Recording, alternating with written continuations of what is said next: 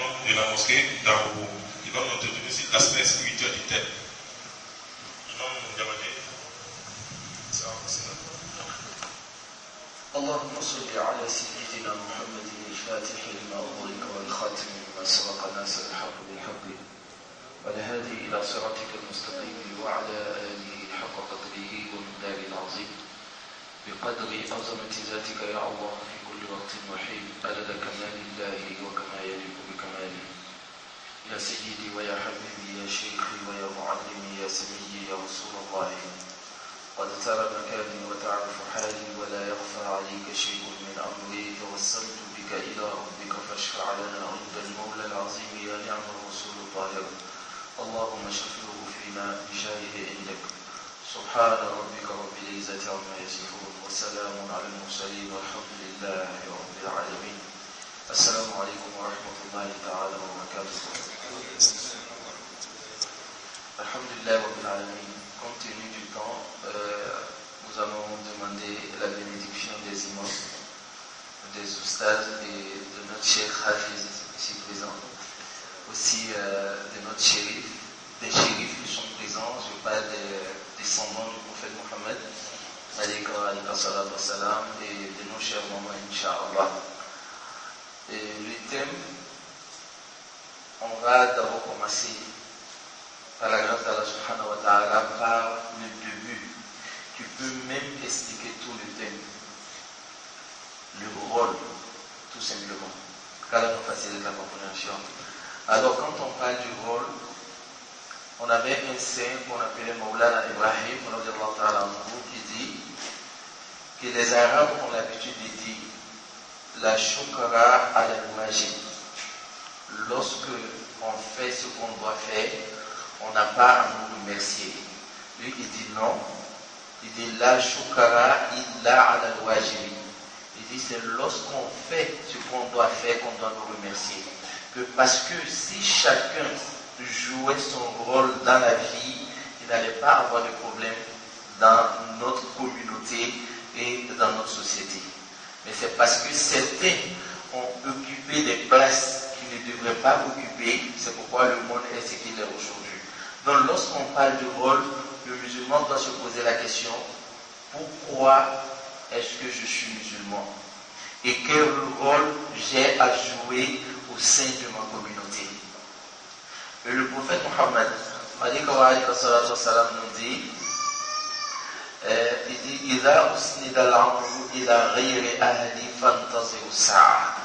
lorsque on confie une responsabilité à celui qui ne la mérite pas, attendez-vous à l'heure.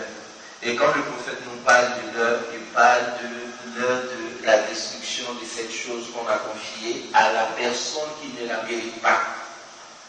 Donc ça veut dire tout simplement que le musulman, c'est très important que le musulman médite sur son rôle à jouer. Et le prophète encore nous donne l'image même de l'islam en disant Al-mu'minu lil-mu'mini kal-bunyan. Le croyant pour le croyant représente une construction ou un mur. Alors quand on médite, chers frères et sœurs, sur le mur, on voit qu'il y a un endroit qui a accepté d'être terre.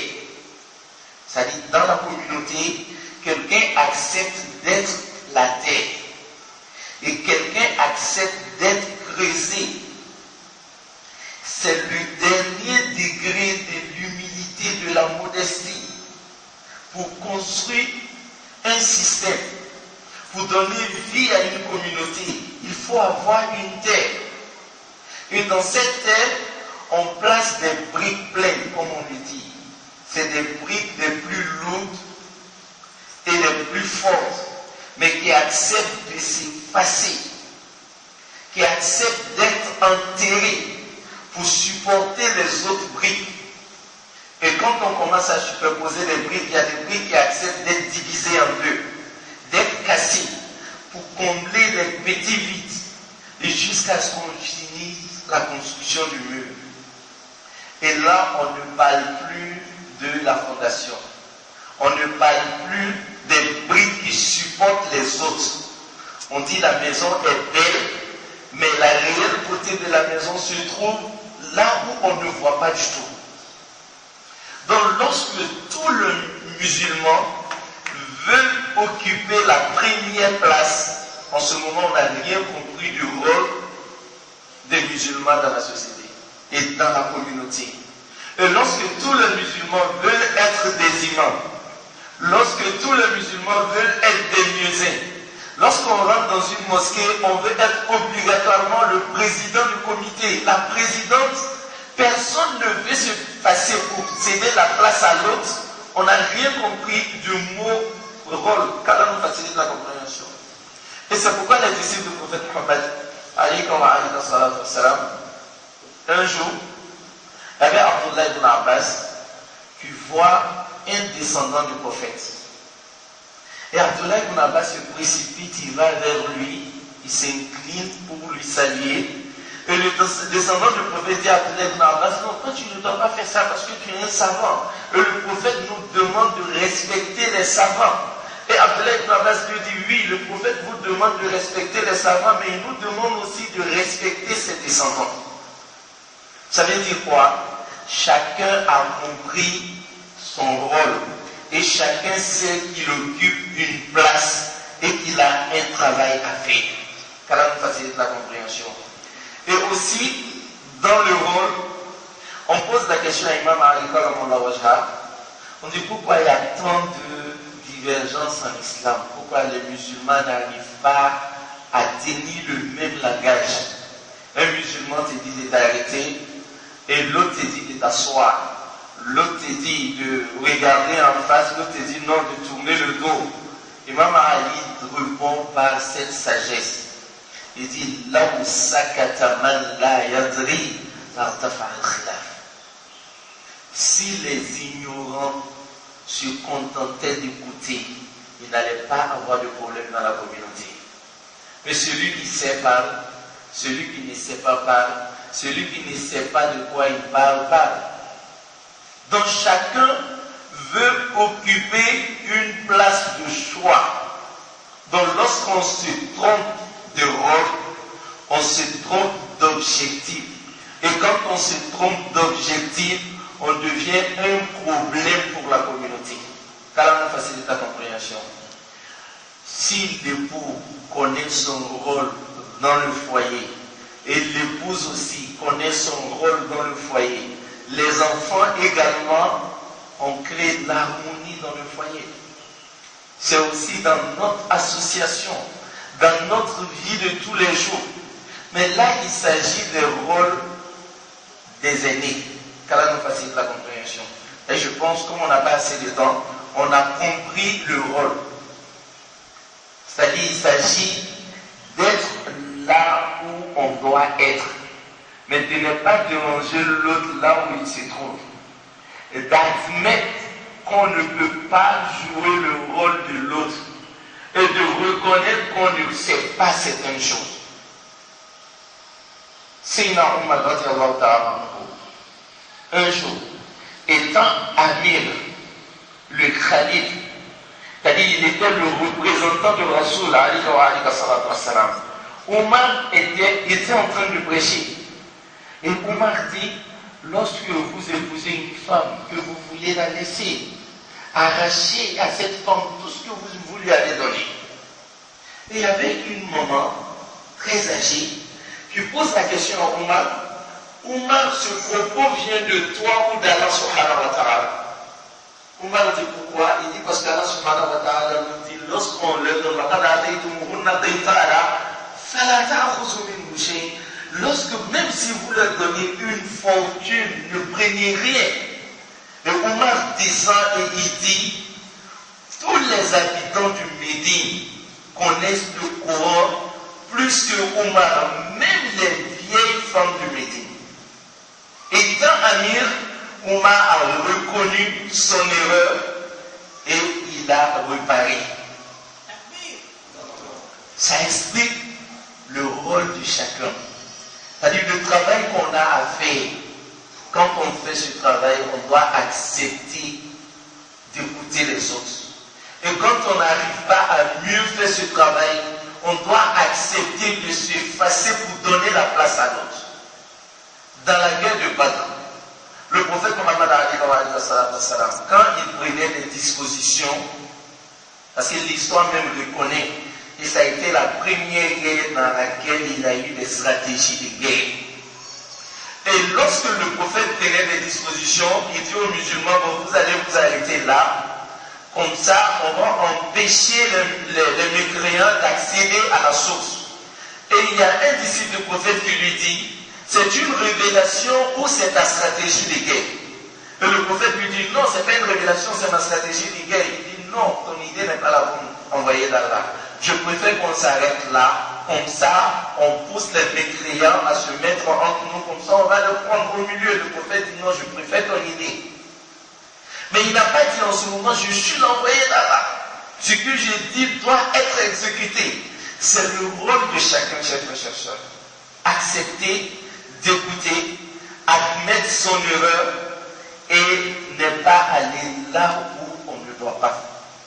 Voilà, taqfu ma laysa laka bihi ilm, inna as-sam'a wal basara wal fu'ada kullun ulaika kana anhu mas'ula. Et lorsqu'on parle des aînés et des guides religieux, car nous facilite la compréhension. Les aînés, quand on parle des aînés, on parle des modèles, des repères, des exemples. Regardez l'histoire du prophète Mohammed alayhi wa sallam. Quand tu veux t'affliger en disant que tu as perdu ton parent, lui il n'a même pas vu son père. Et quand tu veux t'affliger en disant que tu as perdu peut-être ton enfant, lui il a eu 7 et il a enterré 6. Il a laissé une seule fille après lui. Et tout ce qui peut arriver dans la vie, comme épreuve, le prophète a eu, c'est-à-dire il a subi pire que toi. Et quand tu regardes le prophète, tu retrouves en lui un modèle. C'est-à-dire quand on parle des aînés, leur rôle, leur responsabilité, c'est d'être des exemples de ceux qui vont venir après. Et c'est pourquoi c'est normal, lorsque les chrétiens ont invité Omar, l'heure de la prière arrive, Omar sort de l'église, il sort de la cour, il va prier loin. Et quand Omar revient, ils disent à Omar, mais Omar, même si tu sors de l'église, tu pouvais prier dans la cour. Il dit, j'ai peur, si je prie aujourd'hui dans la cour, des gens qui viendront après moi pourront prier au sein de l'église. C'est-à-dire, c'est la responsabilité, c'est l'éveil de conscience des aînés. Pour dire, nous sommes aujourd'hui des aînés, on va faire un travail, mais ceux qui vont venir après nous vont obligatoirement essayer de faire mieux que nous. Et c'est pourquoi j'ouvre cette parenthèse pour excuser si le sujet est un peu sensible. Mais ça a été un peu l'erreur de la communauté, comme il s'agit des aînés et des guides religieux. On a voulu faire comme les autres. On a voulu imiter les autres.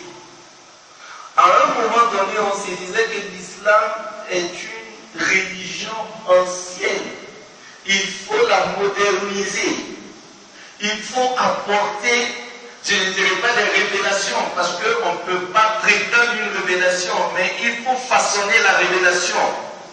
Et aujourd'hui, malheureusement, il n'y a même plus de différence entre un musulman dans ses adorations et un chrétien. Ils chantent, ils dansent, on chante, on danse. Ils font tout et nous, on essaie aussi de faire tout comme eux. Mais notre génération future, qu'est-ce qu'ils vont faire? Ils vont aller au-delà. Et quand ça commençait, quand les gens ont commencé à dire non, c'est le Mawlud, c'est l'amour du prophète Mohammed alayhi wa sallam, on peut chanter, on peut danser, on a commencé à dire non, il ne faut pas. Parce que là, on sort du cadre des enseignements coraniques et de la doctrine du prophète Mohammed alayhi wa sallam. Si nous, on commence à danser par amour pour le prophète, demain on fera pire. Et on a assisté dans une de nos grandes mosquées ici à Abidjan où ils ont installé des pianos, chanté et dansé dans la maison de Dieu, dans le jour du Mawlud. Là, ceux qui vont venir après vont faire quoi? Ils vont dire non, au lieu d'aller louer des instruments, il faut avoir des instruments dès la mosquée et on va les garder dans la mosquée. Donc les aînés et les guides religieux ont pour but de garder la révélation telle qu'elle est, de ne rien apporter. C'est une révélation universelle, c'est un message universel, ça transcende le temps et l'espace. Le prophète a tout dit, il a tout enseigné. Alors quand on veut être plus musulman que le prophète Muhammad, ça pose problème. Donc il faut éviter de faire de l'islam, passez-moi l'expression, de l'islam des toubabs ou de l'islam des personnes civilisées, mais l'islam tel que la révélation nous l'a enseigné. C'est le rôle des aînés, c'est le rôle des guides religieux. Je ne suis pas trop, je vais le dire, je ne suis pas trop contre la sortie qu'on organise, mais j'ai peur. Alhamdulillah, les imams sont là pour diriger, les imams sont là pour voir ce qui ne va pas, mais j'ai peur. Parce que c'est un endroit où il y a pas mal de choses qu'on ne peut pas maîtriser. Ça peut être dans un cadre, comme on le dit, c'est vrai. Mais on ne peut pas empêcher quelqu'un de passer en maillot de bain. Et moi, on ne peut pas m'empêcher de regarder la personne. Et demain, ceux qui ont fait, parce que j'ai une fois regardé une cassette des jeunes qui ont organisé ce genre de sortie. Je pense que c'était chez vous ici aussi, mais ce n'est pas à la mosquée ici. Où on était arrivé à un stade où les jeunes filles, avec leur voile, ont commencé à danser. Et les garçons qui jouaient au foot, et finalement ils se sont tous mis ensemble, ils ont commencé à danser. Ceux qui vont venir après vont faire quoi? On a une responsabilité. Et notre responsabilité consiste à enseigner aux gens que l'islam est une révélation. Et dans une révélation, il n'y a pas d'amusement. C'est-à-dire, quand tu fais, tu as des récompenses. Et quand tu refuses, tu es puni. C'est pourquoi même le prophète Muhammad, comprenez-moi, chers frères et sœurs, un jour il sort, il voit ses disciples en train d'échanger, ils s'éclatent de rire. Et le prophète dit, لو تعلمون ما أعلم لضحكتم قليلا ولبكيتم كثيرا. Si vous saviez ce que je sais, vous allez rire un peu et pleurer plus. Parce que je sais ce qui vous attend le jour de la résurrection. Et il y a un saint qui sort aussi, qui voit ses disciples en train de changer, ils sont en train de poser, comme s'ils avaient oublié leur objectif recherché ici-bas. Et il leur pose la question. Il dit, je vous pose la question, si le roi de notre pays mettait peut-être des gardes derrière chacun d'entre vous, et pour dire tout ce que la personne va dire, ils n'ont qu'à écrire, envoyer au roi, qu'est-ce que vous allez faire? Ils disent, non, cher, on va contrôler tout ce qu'on a dit. On ne va pas partir n'importe comment. Et il dit, est-ce que vous n'avez pas des gardes qui viennent d'Allah subhanahu wa ta'ala? Car Allah nous dit ma yalfizu min qawlin illa ladayhi raqibun atid. Et tout ce qui sort de la bouche, il y a un ange qui écrit. Ça veut dire quoi? Le musulman doit être permanemment conscient de sa raison d'être. Donc le prophète nous dit, en rien, ne vous oubliez pas. Lorsque tu dois donner quelque chose, donne par la main droite et tiens par la main droite. Et un jour, il mangeait avec quelqu'un, la personne se met à manger avec la main gauche. Et le prophète lui dit, mange avec la main droite. Il dit au prophète, là, je ne peux pas manger avec la main droite. Et le prophète lui dit, là, ça va à Allah. face à Allah que tu n'arrives plus à manger avec ta main droite et il voit sa main paraître. Parce que le prophète détestait cela. Alors, le musulman se trouve dans un restaurant où il voit que tout est placé à gauche pour qu'il arrive à manger. Il se dit, bon, je suis avec les gens, si je ne le fais pas, on dira que je ne suis pas dans le temps. Il oublie sa religion. Le musulman souvent a même des problèmes d'adresser la salam à quelqu'un dans un bureau. Il préfère lui dire bonjour. C'est pour dire tout simplement que notre islamité nous suit partout et dans tout ce qu'on fait. On ne doit pas être complexé, mais c'est à nous de garder cette religion intacte. Le fils d'Imam Ali Al-Hassan, c'est-à-dire celui-là même qui a vu le prophète. Un jour, il arrive à la mosquée du Midi. Il sort de la mosquée parce que le marché n'était pas loin de la mosquée. Il va au marché du Midi et il se met à pleurer. On lui dit, mais qu'est-ce qui se passe? Il dit, non, si le prophète se levait et il regardait ces gens-là, là il parle des disciples du prophète, il dit, il n'allait plus reconnaître sa religion, sauf s'il les voyait se prosterner. Ça veut dire quoi, chers frères et sœurs? C'est-à-dire, lui, depuis le temps du prophète, il avait commencé à constater ce changement. Et ce changement continue. Vous êtes tous d'accord avec moi qu'il y a certaines mosquées aujourd'hui où l'imam même permet aux mariés de s'embrasser dans la maison de Dieu.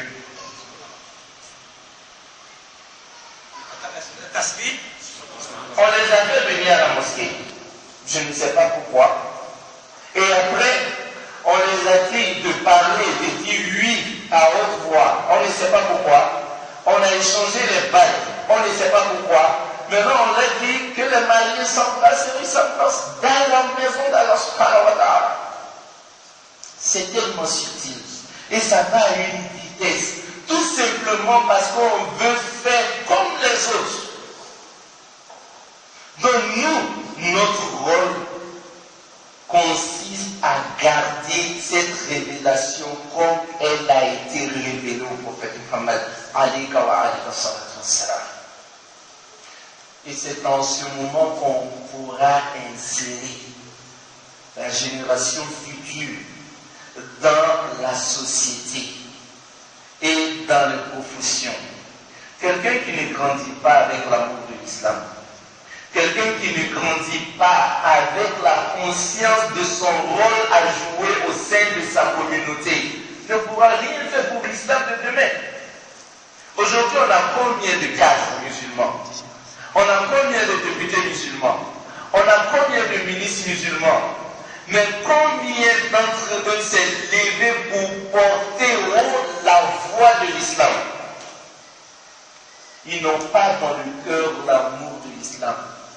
Et quand on va même dans les cérémonies, il faut les dire, faites pour le roi Allah 3 fois. Ou bien il n'a 3 fois. Et regardez le rouge. Il va savoir que lui là, il ne connaît pas, il a un sallam. Mais son pouvoir est plus joli même que celui de l'imam.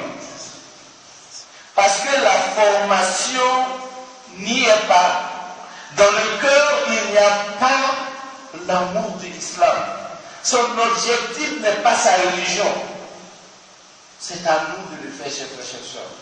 Notre rôle, ensuite, est garder l'islam intact, être des modèles pour ceux d'avenir et pour finir, garder cet amour pour l'islam, car ça nous facilite la compréhension.